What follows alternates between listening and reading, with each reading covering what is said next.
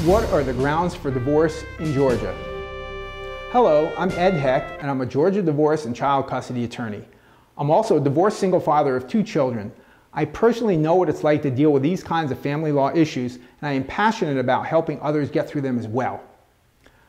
Although Georgia is a state that allows for divorce with no showing of fault or any wrongdoing required by either party, also known as a no-fault state, there are still 13 grounds for divorce in Georgia.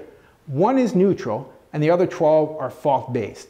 Almost all divorces in Georgia are filed using the neutral ground for divorce, which is that the marriage is irretrievably broken and there is no hope of reconciliation. So that means you don't need to allege blame for the divorce. Now, this is good from a public policy standpoint because it doesn't add more salt to the wound that's already open when a couple is divorcing.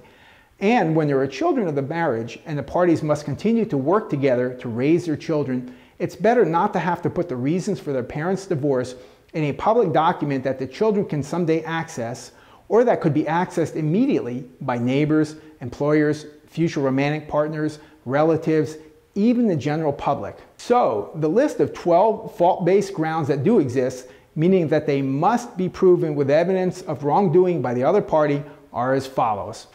Adultery, that is sexual relations with someone other than your spouse. Pregnancy of the wife by another man prior to the wedding, leading to the husband being lied to that he's the father. Habitual intoxication. This ground brings chronic alcoholism in as a legal ground for divorce. Habitual drug addiction. Cruel treatment. This could include physical abuse, mental abuse, emotional abuse, or all of those.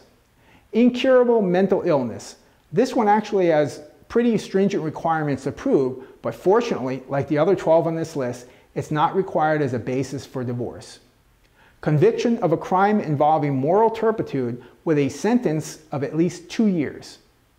Willful and continued desertion for a period of more than a year with no intention of returning. Force, menace, duress, or fraud to obtain the marriage.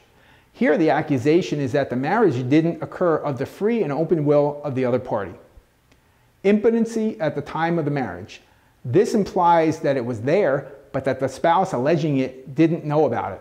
Mental incapacity at the time of the marriage. This could include extreme inebriation or being under influence of drugs at the time of the marriage that affected one's ability to comprehend what they were doing. Intermarriage by persons within the prohibited degrees of consanguinity or affinity. Basically, this means marrying someone with too close a familial association. So now that you know all 12 fault-based grounds for divorce in Georgia, aren't you glad we have the 13th ground for divorce? Irretrievably broken. It's nice and it's simple. In one of my other videos, I discussed whether the fault-based ground of adultery will affect alimony.